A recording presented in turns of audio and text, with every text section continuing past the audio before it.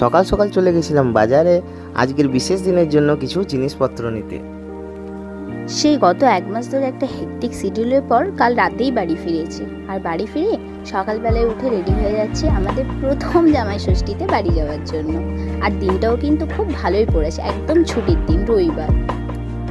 Ready তো হচ্ছি, relationship থাকার সময় হয়তো অনেকবারই গেছি, বাট এইবারে যাওয়াটা এক অন্যরকমই লাগছে। যাই হোক, পৌঁছে পটলা পটলি নিয়ে জামাই সেজে আমি হাজির হয়েছি।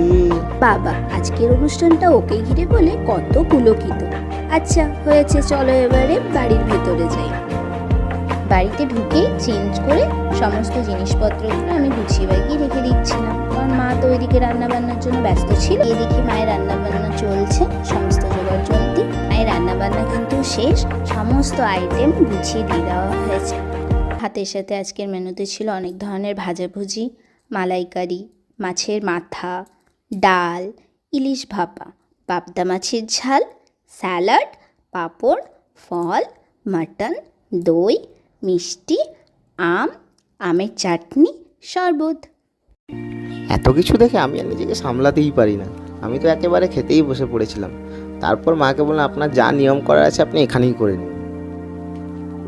তারপর মা আশীর্বাদ সেরে আমার উপহার আমি পেলাম, আর মায়ের উপহার আমি মাকে দিলাম।